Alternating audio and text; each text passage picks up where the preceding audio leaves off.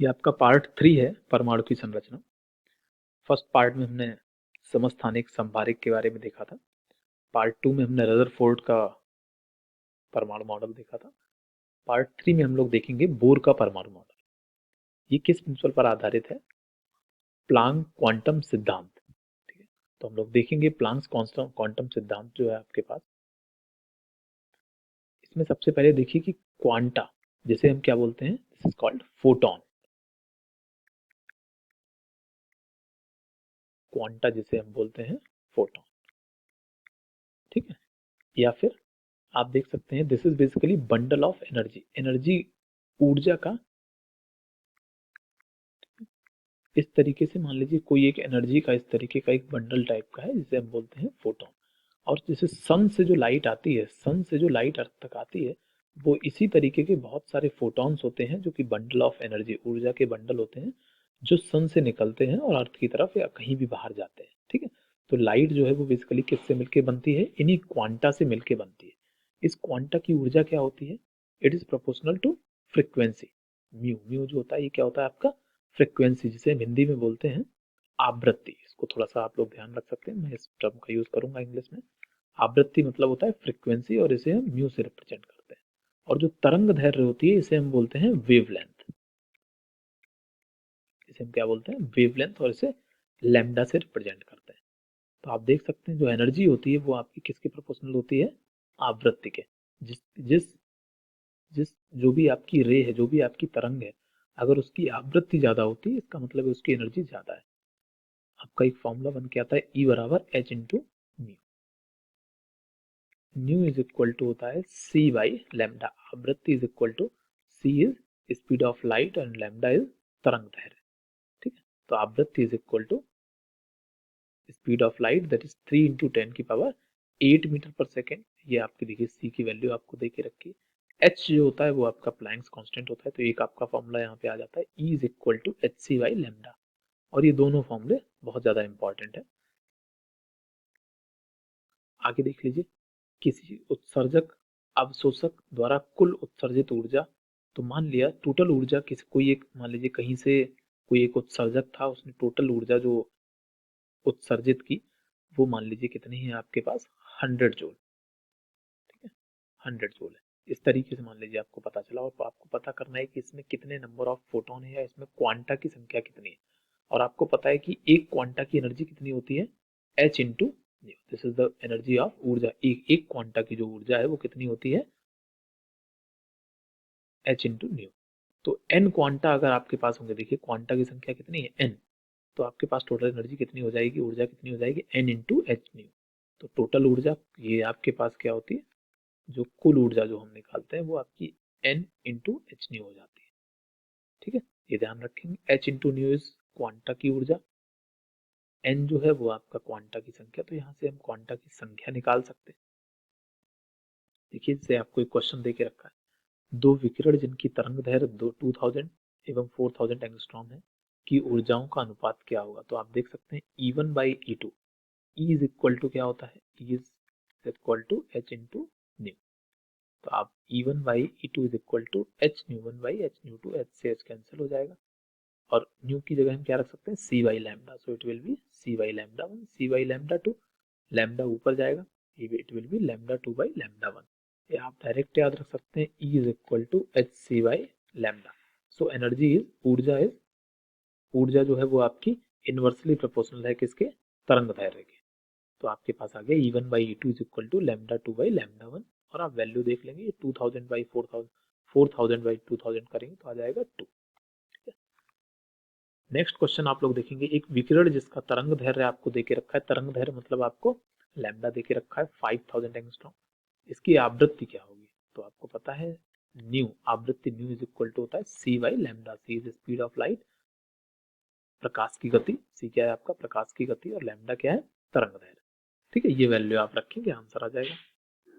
अगला आपका क्वेश्चन है, एक गैस तंत्र 300 डिग्री 300 एक गैस तंत्र 300 एंगस्ट्रॉम का फोटोन अवशोषित कर 2 फोटोन उत्सर्जित करता है। तो कोई भी एक गैस तंत्र है, मान लीजिए इस पे मैंने इसने एक फोटोन जो है जिसका तरंग दैर्घ्य है 300 एंगस्ट्रॉम, इसको एब्जॉर्ब किया और इसने 2 फोटोन एमिट किए जिसकी तरंग दैर्घ्य एक फोटोन की मान लीजिए 600 एंगस्ट्रॉम है और दूसरे की आपसे पूछिए आप मान लीजिए इसकी लैम्डा 2 है और ये दिस इज लैम्डा 1। तो आप ध्यान से देखेंगे कि जो ऊर्जा जो इसने इसको दी है टोटल मिला के यही पूरी ऊर्जा इधर निकली होगी। तो जो ऊर्जा इधर से आई मतलब कि जो ई है इधर से होगा वो आपका बराबर होगा E1 प्लस E2। ठीक है, ये दो जाएंगे और E इज इक्वल टू क्या होता है एच सी बाई लैम्डा। ये लैम्डा कौन सा है, ये 300 एंगस्ट्रॉम वाला है जो ऊर्जा इसने अवशोषित की है। और E1 इज इक्वल टू क्या होगा H C by lambda 1 plus H C by lambda 2। Lambda 1 आपको देखिए कितना देके रखा हुआ है, लैम्डा 1 देखिए आपको कितना देके रखा है, लैम्डा 1 जो कि 600 है। आप समझने की कोशिश कीजिए कि जितनी इसने ऊर्जा जो है वो अवशोषित की है वही क्या होगी, वो आपकी बराबर होगी किसके, उत्सर्जित ऊर्जा के। ठीक है, उत्सर्जित ऊर्जा दो हिस्सों में निकली है, E1 इधर, E1 इस तरंग की ऊर्जा और E1 जो E2 है इस तरंग की ऊर्जा। E is equal to H C by lambda, ये हम लोग फॉर्मूला ऊपर देख चुके हैं। तो 1 upon lambda is equal to 1 upon lambda 2 plus 1 upon lambda 1। तो 1 अपॉन लैम्डा दिया गया है आपको 300, लैम्डा 1 आपको देके रखा है 600 और लैम्डा 2 की वैल्यू आपको निकालनी, आप इसे सॉल्व कर लेंगे आंसर आ जाएगा। अच्छा, अब देखिए बोर ने कुछ कुछ बातें बताई। सबसे पहली बात जो बोर ने बताई, परमाणु में इलेक्ट्रॉन नाभिक के चारों ओर निश्चित स्थायी एवं वृत्ताकार कक्षाओं में अनंत समय तक बिना किसी परिवर्तन के चक्कर लगा सकता है। समझिए इसका मतलब क्या हुआ कि ये रहा आपके पास न्यूक्लियस, इस न्यूक्लियस के आसपास इस तरीके की वृत्तीय कक्षाएं होती हैं, इन्हें हम वृत्ताकार कक्षाएं बोलते हैं, इन्हें कक्षा कहा गया। और इन कक्षाओं में इलेक्ट्रॉन जो होते हैं वो इस तरीके से घूमते रहते हैं। ठीक है, और इनमें जो सबसे इंपॉर्टेंट बात थी वो ये थी कि इनकी जो ऊर्जा है वो कम नहीं होती, ये इसमें अनंत समय तक घूमते रह सकते हैं, जो कि रदरफोर्ड का एक ड्रॉबैक था, एक कमी थी रदरफोर्ड के मॉडल की। उस चीज को इन्होंने एक सिद्धांत बना दिया और उन्होंने कहा कि इन वृत्ताकार कक्षाओं में इनफाइनाइट अनंत समय तक बिना किसी परिवर्तन के घूमता रहता है। अच्छा ठीक है, दूसरी बात, इसे हम इस ये आपका वही नाभिक है, इस नाभिक के अंदर क्या क्या रहता है, प्रोटॉन प्लस न्यूट्रॉन रहता है। प्रोटॉन के ऊपर जो चार्ज होता है वो पॉजिटिव चार्ज होता है, न्यूट्रॉन जो होते हैं वो आपके न्यूट्रल होते हैं। ठीक है, न्यूट्रॉन के बारे में हमें बाद में पता चला, ये मॉडल आपका पहले आया, बोर का मॉडल न्यूट्रॉन की डिस्कवरी के पहले आया। ठीक है, अब आगे आते हैं, इसको किस तरीके से इन्होंने कुछ कुछ बातें बताई कैसे कैलकुलेट किया गया। मान लीजिए ये आपका न्यूक्लियस है और ये इलेक्ट्रॉन है जो चक्कर लगा रहा है, this is Q1, this is charge Q2। सब ये दोनों जो चार्ज हैं जो ये आपके किस आर आर आर दूरी से अगर अलग अलग है तो फोर्स जो होता है F इज इक्वल टू होता है K Q1 Q2 by R square. Q1 कितना है, Q1 is equal to Z into e, Z into e का मतलब समझिएगा क्या है, Z is the atomic number. ठीक है, तो न्यूक्लियस में सारे के सारे जो एटॉमिक नंबर होते हैं वो Z से हम उसको रिप्रेजेंट करते हैं और वही प्रोटॉन होते हैं, वही क्या होते हैं, नंबर ऑफ प्रोटॉन होते हैं। और एक प्रोटॉन पे चार्ज कितना होता है E। ठीक है भाई, इलेक्ट्रॉन और प्रोटॉन का जो चार्ज होता है वो सेम रहता है, लेकिन टोटल मिला के अंतर क्या रहता है कि इलेक्ट्रॉन पर नेगेटिव चार्ज होता है और प्रोटॉन पर पॉजिटिव चार्ज होता है, तो ये प्लस जेड इंटू ई हो जाता है। ये आपका क्या हो जाएगा, केवल ई, इलेक्ट्रॉन का चार्ज ई, सो ये Z E square by R square हो जाता है। के जो होता है उसे हम स्थिर वैद्युत नियतांक बोलते हैं, जिसकी वैल्यू 9 इंटू 10 की पावर 9 होती। आप इसे याद कर सकते हैं, ये आपको फिजिक्स में पढ़ने को मिलेगी। दूसरा चीज, एक और फॉर्मूला, ये जो Z M we square by R, देखिए ये जो फोर्स होता है, इलेक्ट्रॉन यहाँ क्यों घूमता रहता है, ऐसा बताया गया कि जब भी कोई चीज इस तरीके से वृत्ताकार सर्कुलर मोशन करती है, आप लोग समझ सकते हैं, थोड़ा सा इंग्लिश का दिक्कत रहा, हिंदी इंग्लिश का प्रॉब्लम रहेगा मेरे साथ, तो कुछ कुछ वर्ड्स आप लोग समझने की कोशिश करेंगे, अगर नहीं क्लियर हो तो आप उन्हें क्लियर करने के बाद ही आगे बढ़ें, आप गूगल कर सकते हैं उनका मतलब। जब भी कोई चीज किसी इस न्यूक्लियस के आसपास जब ये इलेक्ट्रॉन इस तरीके से वृत्ताकार पथ में अगर घूमेगा तो कोई एक फोर्स होते हैं, कोई एक बल होता है जो एक दूसरे को बैलेंस करता है, एक बाहर की ओर लगता है और एक अंदर की ओर लगता है। ठीक है, तो आप देख सकते हैं अंदर की ओर जो फोर्स लग रहा है उसे हमने निकाला, F is equal to K Z E square by R square आया। बाहर की ओर जो फोर्स लगता है वो होता है M we square by R. तो आप देख लीजिए ये फोर्स आपका आया M we square by R is equal to Z E square by R square. यहाँ से आपके पास आया M we square is equal to Z E square by R. आगे देखेंगे स्थायी कोश के लिए इलेक्ट्रॉन का कोणीय संवेग। अब कोणीय संवेग का मतलब समझेंगे। स्थायी कोश के लिए इलेक्ट्रॉन का कोणीय संवेग h अपॉन 2 पाई का पूर्ण गुणांक होना चाहिए। आप समझेंगे कि इलेक्ट्रॉन जो है वो कहीं पर भी नहीं घूमने लगेगा, अपनी कक्षा कहीं भी नहीं बना लेता। इलेक्ट्रॉन की कक्षा वहां पर बनती है जहां पर उसका जो कोणीय संवेग है वो h अपॉन 2 पाई का पूर्ण गुणज होना चाहिए। तो कोणीय संवेग क्या होता है m into V into R. अच्छा अब देखिए जैसे ये क्या है, पहली पहली कक्षा है तो इसके लिए n इज इक्वल टू क्या होगा 1। तो यहाँ पर जो कोणीय संवेग होगा वो होगा 1 h अपॉन 2 पाई। से ये आपकी मान लीजिए दूसरी कक्षा है तो इसमें n इक्वल टू 2 होगा। तो आपके पास जो कोणीय संवेग होगा वो कितना होगा 2h अपॉन 2 पाई। ठीक है, तो आप इस तरीके से इसको देख सकते, कोणीय संवेग कितना होगा आपके पास 2h अपॉन 2 पाई। आप इस तरीके से इसको देख सकते हैं। स्थायी कोश के लिए इलेक्ट्रॉन का कोणीय संवेग h अपॉन 2 पाई का पूर्ण गुणन होना चाहिए। n इक्वल टू 3 में कितना हो जाएगा 3h upon 2 pi. n equal to 4 मतलब कि चौथी कक्षा में कितना होगा 4h अपॉन 2 पाई। इस तरीके से ये बढ़ता चला जाएगा। ठीक है, तो n जो होता है वो आपका कोषों की संख्या रहती है। ये देखिए जैसे क्वेश्चन आपको देके रखा है, दो क्रमागत कोष के लिए इलेक्ट्रॉन का कोणीय संवेग का अंतर कितना होगा। तो आप अंतर देख लेंगे। मान लीजिए मैं तीसरी कक्षा और चौथी कक्षा में बात करूं, n इक्वल टू 3 जब होगा तो आपका ये हो जाएगा 3h अपॉन 2 पाई, और जब n इक्वल टू 4 होगा तो हो जाएगा 4h अपॉन 2 पाई। तो देखिए हमेशा अंतर कितने का होगा h अपॉन 2 पाई का। तो इसकी जो वैल्यू होती है वो हमेशा h अपॉन 2 पाई का पूर्ण गुणज होना चाहिए। ठीक है, आगे देखेंगे बोर की त्रिज्या। बोर की त्रिज्या को निकालने का देखिए फॉर्मूला किस तरीके से ड्राइव किया गया। अगर आप जेई के लिए जा रहे हैं तो ही आप किसी भी चीज के डेरिवेशन पढ़ें, नहीं तो आप केवल फॉर्मूले भी याद कर सकते हैं। जेई मेन के पर्पज से आपको फॉर्मूलों की ही केवल जरूरत पड़ेगी, तो आप उन्हें भी याद करके काम चला सकते हैं। देखेंगे पहले ही आपको अवधारणा बताई गई है M we square is equal to Z E square by are, ये भी हमने ऊपर प्रूव किया था। और दूसरी बात क्या है जो अभी आपको पता चली, that M V R is equal to N H upon 2 pi. जो एंगुलर मोमेंटम है वो आपका, जो एंगुलर मोमेंटम है आपके पास मतलब जो कोणीय संवेग है वो आपका h अपॉन 2 पाई का इंटीजर मल्टीपल होगा, जहां पर n की वैल्यू 1 2 3 4 पॉसिबल है, हमेशा इंटीजर रहेगी, पूर्ण गुणज होना चाहिए h अपॉन 2 पाई का। इन दोनों की हेल्प से अगर आप देखेंगे यहाँ से अगर आप r की वैल्यू निकाल के अगर आप यहाँ रख दें तो वेलोसिटी का एक फॉर्मूला आता है आपके पास और वो आ जाएगा NH अपॉन 2 पाई mr। इस v की वैल्यू को अगर मैं उठा के यहाँ पे रख दूंगा तो फर्स्ट इक्वेशन में अगर रख देते हैं, सेकेंड में रख देते हैं, तो आपके पास रेडियस का एक फॉर्मूला आता है n square h square upon 4 pi square m z ई स्क्वायर। सिंबल अगर आप लोगों को नहीं क्लियर है, एन जो है, एन क्या है, किस कक्षा में है आपका इलेक्ट्रॉन। एच जो है इसे हम बोलते हैं प्लैंक्स कांस्टेंट, प्लैंक का स्थिरांक। पाई, पाई है।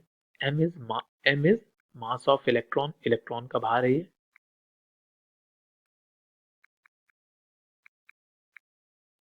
ई, जेड, जेड इज परमाणु क्रमांक, और जो ई है वो आपके पास, वो आपका इलेक्ट्रॉन का चार्ज है। ठीक है, इलेक्ट्रॉन का आवेश।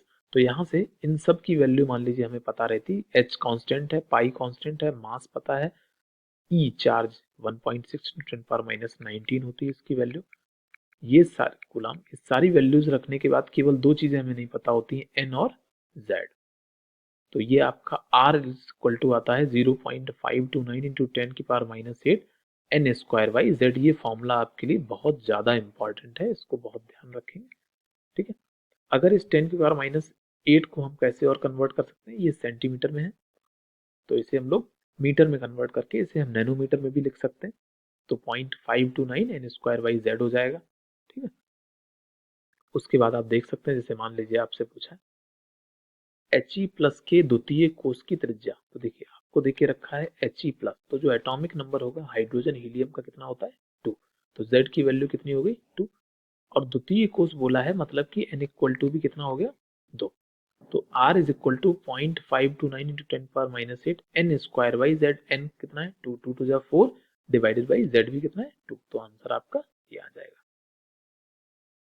किस तरीके से r देखिए आपका डिपेंड करता है, r is proportional to n square by z। ठीक है, तो जो भी चीज कांस्टेंट होगी, अगर मान लीजिए z समान है तो r proportional to n square, और अगर n समान है तो r inversely proportional to atomic number. आगे हम लोग देखेंगे, हाँ, एक ही परमाणु के फर्स्ट, सेकंड, थर्ड, फोर्थ कोष की त्रिज्याओं का अनुपात। तो हम किसी दो को निकाल के देखेंगे। देखिए r जो होता है वो आपका इज इक्वल टू होता है 0.529, ये आपका n स्क्वायर बाई z के डायरेक्टली प्रोपोर्शनल रहता है। तो z एक ही परमाणु है तो z देखिए सभी के लिए सेम होगा, केवल r1 जो होगा वो आपका प्रोपोर्शनल होगा r1 by r2 is equal to n1 square by n2 square. तो ऐसे हमें चार की त्रिज्याएं चाहिए, r1, r2, r3, r4, तो हो जाएगा n1 square proportional is to n2 square, n3 square, n4 square, ऐसे। तो देखिए 1 का स्क्वायर 1, 2 का 2, 3 का 9, 4 का 16, तो ये इनका ऑर्डर हो जाएगा। इसी तरीके से आप ये क्वेश्चन आप अटेम्प्ट कर सकते हैं, He प्लस Li2 प्लस के समान कोष की त्रिज्याओं का अनुपात क्या होगा। H के द्वितीय व तृतीय कोष के मध्य दूरी देखेंगे कैसे निकालेंगे हम। दूरी निकालने का तरीका कि r का आपको फॉर्मूला देके रखा है 0.529 इंटू 10 की power -8 n square by z centimetre. ये आपको देके रखा है। यूनिट का आप लोग बहुत ध्यान रखें, अगर यूनिट आपको नैनोमीटर में देके रखी है या आपको किस तरीके से एंगस्ट्रॉम में देके रखी है, जो भी आपको यूनिट देके रखी होगी आप उसका बहुत ध्यान रखेंगे यूनिट का। तो देखिए n स्क्वायर बाई z आपको देके रखा है, तो यहाँ पर हाइड्रोजन है, हाइड्रोजन के केस में z कितना हो गया आपके पास 1, और द्वितीय और तृतीय कोष में मतलब एक केस में आपका n इक्वल टू 2 होगा और एक केस में n इक्वल टू 3। इनके मध्य आपसे दूरी पूछी तो यहाँ देखिए n स्क्वायर 3 9 रख दिया, और 2 मतलब कितना रख दिया 2 का स्क्वायर 4, और z क्या होगा दोनों का 1 रहेगा। तो बस इसमें से आप इसको माइनस कर देंगे और इनके बीच की डिस्टेंस आ जाएगी। आगे हम लोग देखेंगे बोर कक्षा में वेग। वेग हम देखिए कैसे निकालते हैं। ऊपर हम लोगों ने भी देखा था कि दो आपके पास इक्वेशन है, mv square is equal to Z E square by are और mvr is equal to N H upon 2 pi. इन दोनों को अगर हम इक्वेट कर देते हैं, देखिए किस तरीके से कि जो फर्स्ट आपकी इक्वेशन है, यहाँ से मान लीजिए हमने v की वैल्यू निकाल के, या हमने फर्स्ट से इससे हमने मान लीजिए v की वैल्यू क्या आ गई एन एच अपॉन 2 पाई एम आर, इसे उठा के हमने यहाँ पर रख दिया, तो हमें आर की वैल्यू हमने इस वाली इक्वेशन से निकाल के यहाँ पर इसको पुट कर दिया। ठीक है, तो ये आपके पास क्या आ जाएगा, v का आप वैल्यू डराइव कर सकते हैं। वेलोसिटी आपके पास कितना आ जाएगा 2 pi z E square by N h. जैसे यहाँ पर इन्होंने क्या किया, इक्वेशन 1 को इक्वेशन 2 से अगर डिवाइड कर दिया, then it will be m से m कैंसिल हो जाएगा, v से v कैंसिल हो जाएगा, क्या बचेगा v बाई आर बचेगा, और यहाँ पर Z E square divide by N H into R, और ये ऊपर आपका 2 पाई आ गया।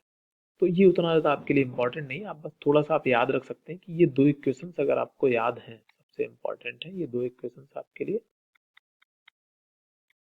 अगर ये दो इक्वेशंस आपको याद हैं तो आप वेलोसिटी का फॉर्मूला भी आप ड्राइव कर सकते हैं और रेडियस का। बाकी आपके लिए जो जो सबसे इंपॉर्टेंट चीज़ है, ये आपका फॉर्मूला आया, इसमें सारे के सारे आपके कांस्टेंट हैं, और इन सब को सॉल्व करने के बाद आपके पास जो फॉर्मूले आएंगे वो आपको ये याद रखना है।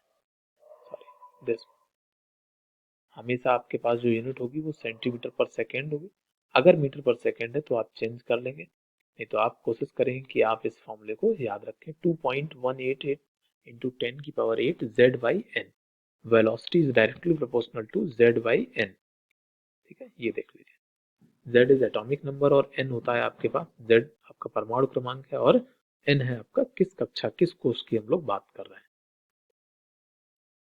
सेम देखिए यहाँ पर आपको एक क्वेश्चन दिया हुआ है, He प्लस के द्वितीय कोष का वेग। तो velocity v is equal to आपके पास कितना हो गया 2.188 into 10⁶ z by n, answer आ जाएगा आपका।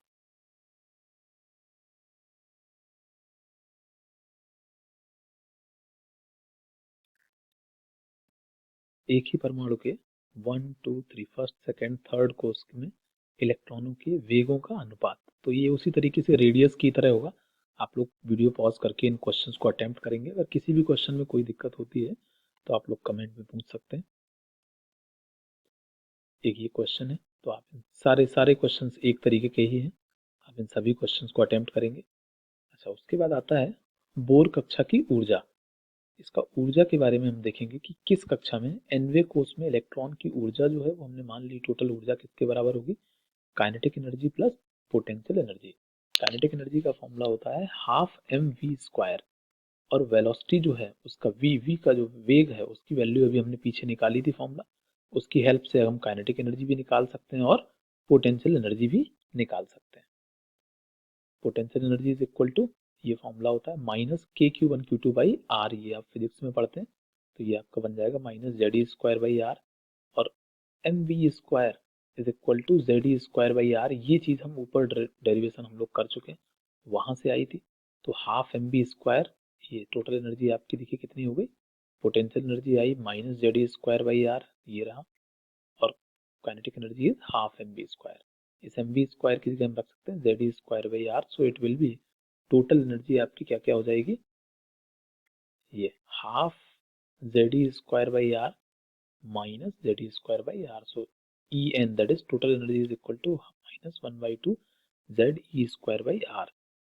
अच्छा, आर का वैल्यू आपको पता है, हमने ऊपर डेरिवेशन किया था, अगर आर का वैल्यू हम यहाँ रखते हैं और ई का वैल्यू रखते हैं तो एनर्जी का सारे कांस्टेंट वैल्यू रखने के बाद जो वैल्यू आता है वो हो जाता है आपके पास टू माइनस 21.8 इंटू 10 की power minus 12 Z square by N square erg पर परमाणु। इसमें आपको जो याद रखना है वो सबसे इंपॉर्टेंट है minus 13.6 Z square by N square, और ये एनर्जी किस में होती है, इलेक्ट्रॉन वोल्ट पर परमाणु। ठीक है, अगर हम इसको कन्वर्ट करना चाहते हैं किसमें, जूल पर परमाणु में, तो आप क्या करते हैं, इसमें 1.6 इंटू 10 की पावर माइनस 19 से मल्टीप्लाई कर देते हैं, तो ये इलेक्ट्रॉन वोल्ट से आपका कन्वर्ट हो जाता है इसमें। तो केवल आपको ये वाला जो फॉर्मूला है वो बहुत इंपॉर्टेंटली आपको याद करना है। ठीक है, ऊर्जा। अच्छा, एक क्वेश्चन जो आपको देके रखा है He प्लस के द्वितीय कोष की ऊर्जा, तो आप कैसे निकाल सकते हैं, energy is basically this is minus 13.6 Z square by N square electron volt. Z क्या होता है आपका परमाणु क्रमांक, और एन होता है किस कोष के हम लोग बात कर रहे हैं। तो हीलियम हाइड्रोजन हीलियम, हीलियम का परमाणु क्रमांक होता है 2, तो जेड की जगह हम रखेंगे 2 का स्क्वायर 4, और द्वितीय कोष का पूछा है तो एन इज इक्वल टू भी 2, तो 4/4 आपका आंसर कितना आ गया, माइनस 13.6 इलेक्ट्रॉन वोल्ट पर एटम। देखिए इसी तरीके से यहाँ पर हाइड्रोजन की विभिन्न कोष की ऊर्जा आपसे पूछी गई है, तो ये वैल्यू आपको याद भी होनी चाहिए, अगर आप याद कर सकते हैं, ये बहुत ज़्यादा इंपॉर्टेंट रहती हैं वैल्यूज हाइड्रोजन की। n इक्वल टू 1 अगर हम रखेंगे हाइड्रोजन के लिए, z इज इक्वल टू क्या होता है 1, तो n इज इक्वल टू 1, तो ये हो गया minus 13.6 electron volt. E2 second को उसकी अगर हम ऊर्जा देखेंगे तो ये हो जाएगा minus 13.6, z is 1 divided by 2 square, so it will B 4, तो ये आ जाएगी माइनस 3.4 इलेक्ट्रॉन वोल्ट। आप देख रहे होंगे, चलिए अभी हम उस पर आगे डिस्कशन करते हैं कि ये वैल्यूज धीरे धीरे करके बढ़ रही हैं। n इक्वल टू 3 पर जब आप जाएंगे तो वैल्यू क्या हो गई, माइनस 1.51। इसी तरीके से जब आप n इज इक्वल टू 4 रखेंगे तो ये वैल्यू कितनी हो जाती है, E4 की माइनस 0.85 इलेक्ट्रॉन वोल्ट हो जाती है वैल्यू। तो आप देख रहे होंगे कि मान लीजिए जैसे जैसे आप न्यूक्लियस से दूर जा रहे हैं,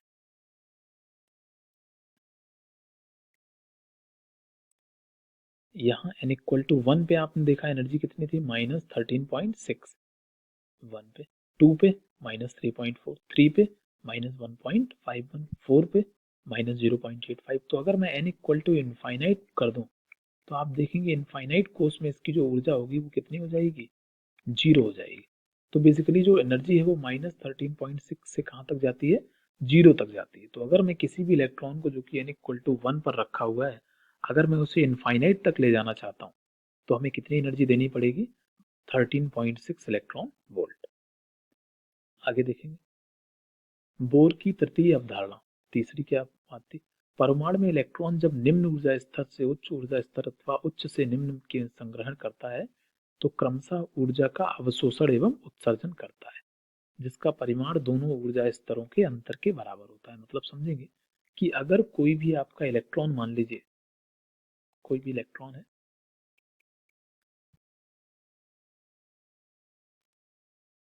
मान लीजिए वो लोअर एनर्जी स्टेट में बैठा और वो यहाँ से जंप करके यहाँ जाना चाहता है हायर एनर्जी स्टेट में। आपने देखा जैसे n=1 की ऊर्जा कितनी है, -13.6 इलेक्ट्रॉन वोल्ट। और जैसे जैसे हम दूर जा रहे हैं नाभिक से, जैसे जैसे हम दूर जा रहे हैं, वैसे वैसे जो ऊर्जा है वो क्या हो रही है, बढ़ रही है। और मैक्सिमम एनर्जी कितनी मान ली बोर्ड ने, 0 की। इनफाइनाइट पे क्या होगा, ना तो सिस्टम एग्जिस्ट करेगा तो उसकी एनर्जी 0 मान ली जाती है। तो आप देखेंगे जैसे जैसे हम दूर जा रहे हैं एनर्जी बढ़ रही है। तो जब कोई n=1 से मान लीजिए n=2 पर जाएगा, इलेक्ट्रॉन अगर जंप करेगा, तो इन दोनों कोष का जो ऊर्जा का जो अंतर होगा, उतनी एनर्जी ये एब्जॉर्ब करेगा, ये अवशोषित करेगा। जब कोई लोअर से नीचे से ऊपर की तरफ जाएगा तो हमेशा एनर्जी क्या करेगा, एब्जॉर्ब करेगा। और जब भी कोई इलेक्ट्रॉन अपनी हायर ऊपर वाली कक्षा से नीचे आएगा जंप करके, तो वो हमेशा आपका रेडिएशन एमिट करेगा, उत्सर्जित करेगा। हमेशा ऊर्जा क्या करेगा, उत्सर्जित करेगा जब ऊपर से नीचे आएगा। क्यों? क्योंकि ऊपर ऊर्जा कैसी है, ज्यादा है उसके पास, नीचे ऊर्जा कैसी है, कम है। तो जब ज्यादा से कम की तरफ आएगा तो ऊर्जा निकालनी पड़ेगी। क्यों? क्योंकि इस ऑर्बिट में अगर रहना है n=1 में, तो कम ऊर्जा वाला इलेक्ट्रॉन ही रह सकता है, ज्यादा ऊर्जा वाला इलेक्ट्रॉन इसमें नहीं रह सकता है। ठीक है। तो ये देखिए, आपको देखे रखा है कि कोई लोअर है n1, हायर है n2। अगर कोई n1 से n2 जाता है तो ये डेल्टा E इतनी एनर्जी को अवशोषित करता है, और अगर कोई n2 से n1 आता है तो इस एनर्जी को उत्सर्जित करता है। ठीक है, ये देख लेंगे। H प्लस हाइड्रोजन के द्वितीय कोष की ऊर्जा क्या होगी, जबकि He प्लस के द्वितीय कोष की ऊर्जा ये है। तो आप देख सकते हैं हाइड्रोजन का दोनों का कोष क्या लेके रखा है, द्वितीय लेके रखा है। Energy is proportional to Z² by n²। तो n अगर सेम है तो EH by EHE is equal to atomic number ZH by ZHE²। Same same कोष के लिए हम लोग देख रहे हैं, एक ही कोष के लिए, दूसरे कोष के लिए तो आप यहाँ से वैल्यू निकाल सकते हैं। आसान है। अगर किसी भी क्वेश्चन में अगर आपको दिक्कत होती, ये क्वेश्चन आप लोग देखिए खुद ही आप अटेम्प्ट कर सकते हैं। उसी तरीके से He प्लस के द्वितीय कोष में इलेक्ट्रॉन की गतिज ऊर्जा एवं स्थितिज ऊर्जा का मान क्या होगा। तो आप देख सकते हैं En इज इक्वल टू, इसके फॉर्मूले आपको याद होने चाहिए। ये टोटल एनर्जी है nth सेल में, nth कोष में उसकी ऊर्जा कितनी है, -1/2 Ze²/r। Kinetic energy is equal to half mv²। ठीक है, और यही बराबर हो जाता है 1/2 Ze²/r के। बट आपको जो फॉर्मूले जो जरूरी याद रखने हैं वो -13.6 Z²/n² वाला है। ठीक है, और काइनेटिक एनर्जी और टोटल एनर्जी में क्या अंतर होता है, kinetic energy is equal to minus जो गतिज ऊर्जा है वो आपकी किसके बराबर होती है, माइनस निगेटिव होती है किसके, टोटल एनर्जी के। और पोटेंशियल एनर्जी जो होती है वो आपकी 2 टाइम्स होती है किसके, टोटल एनर्जी की। ये बहुत इंपॉर्टेंट है। ये तीनों फॉर्मूले आप बहुत अच्छे, ये बातें आपको एकदम से रटी हुई होनी चाहिए। आप ऊपर इन चीज़ों को मैच भी कर सकते हैं, एक बार वापस जाके सभी चीज़ों को एक बार पेन से लिख के कॉपी पे पूरा आप ड्राइव करेंगे तो ये चीज़ें आपको याद होती रहेंगी। डेरिवेशन इंपॉर्टेंट है, इसीलिए एनर्जी का केवल इंपॉर्टेंट है, बाकी वेलोसिटी और रेडियस के जो डेरिवेशन है वो उतने इंपॉर्टेंट नहीं है। ये क्वेश्चन आप लोग खुद से सॉल्व करेंगे, वीडियो को पॉज करके आप क्वेश्चंस को सॉल्व करेंगे। कुछ कुछ क्वेश्चंस यहाँ दे रखे हैं, कुछ और बातें जो इन्होंने बताई। सबसे पहले मूल अवस्था या ग्राउंड स्टेट जिसे हम बोलते हैं, न्यूनतम ऊर्जा स्तर जिसे हम बोलते हैं। न्यूनतम ऊर्जा स्तर क्या होता है आपके पास, n=1। n=1 का ये जो स्टेट होता है इसे हम बोलते हैं न्यूनतम ऊर्जा स्तर, और यही आपका ग्राउंड स्टेट कहलाता है। उत्तेजित अवस्था, उत्तेजित अवस्था मतलब होता है कि n=1 मूल स्तर से ऊपर अधिक ऊर्जा वाले जितने भी स्तर हैं, n=2 3 4 5, इन्हें हम उत्तेजित अवस्था बोलते हैं। देखिए n=1 को क्या बोला, ग्राउंड स्टेट। n=2 को बोलते हैं एक्साइटेड स्टेट, 3 को भी, 4 को भी, सबको। लेकिन इसे हम बोलते हैं पहला उत्तेजित अवस्था, इसे बोलते हैं प्रथम उत्तेजित अवस्था।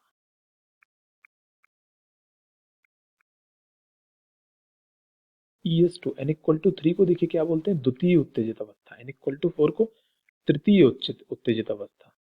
ठीक है, n=nth को हम क्या बोलते हैं, nth अगर आपको मान लीजिए कोष दिया गया है तो हम क्या बोलते हैं, n-1 उत्तेजित अवस्था, एक कम वाली हमेशा उत्तेजित अवस्था होती है, और प्रथम उत्तेजित अवस्था का मतलब होता है कि हम n इक्वल टू दूसरे कोष की हम लोग बात कर रहे हैं।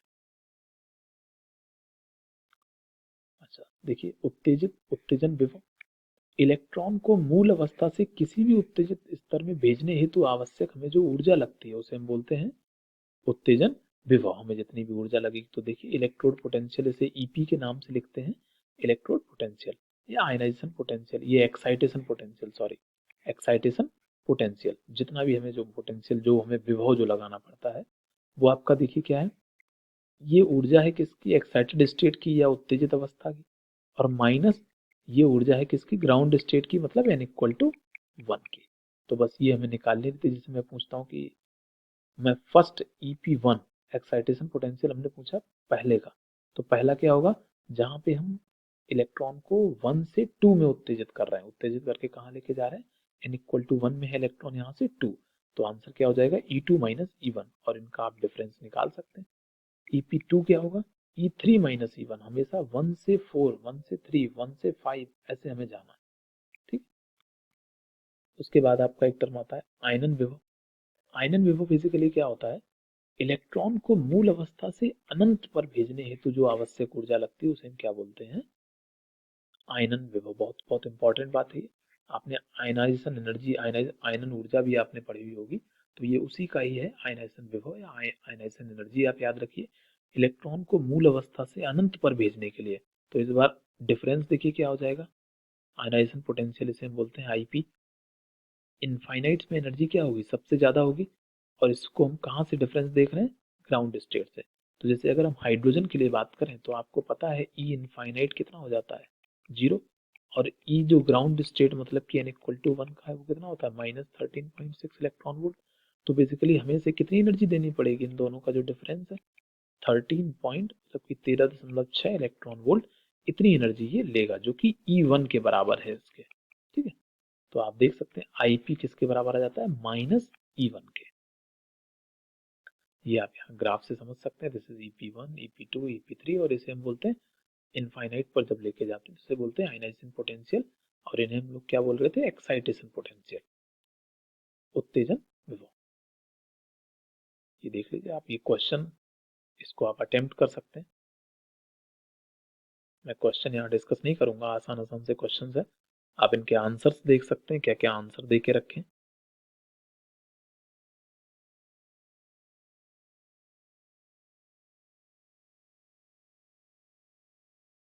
ये क्वेश्चन दे के रखा है, एक इलेक्ट्रॉन के लिए प्रथम उत्तेजन विभव का मान इतना है, तो इसके लिए आयनन ऊर्जा का मान क्या होगा। तो प्रथम उत्तेजन विभव मतलब E2 माइनस E1, EP1 प्रथम उत्तेजन विभव मतलब EP1, E2 माइनस E1 आ गया, जो कि आपको दे के रखा है 80, ठीक है। अच्छा उसके बाद पूछा है आयनन विभव का मान पूछा है, तो आयनन विभव क्या होता है बेसिकली, -E1। अच्छा, अब किसी का भी आपको पता है जो E2 और E1 है इसमें अंतर क्या रहता है, E2 और E1 जो होता है, E1 बेसिकली मान लीजिए -13.6 जेड स्क्वायर बाई 1 स्क्वायर, और E2 जो होता है वो होता है -13.6 जेड स्क्वायर बाई 2 स्क्वायर। तो इतने की जगह मैं E1 रख सकता हूँ, सो it will B basically E1 by 4, ठीक है।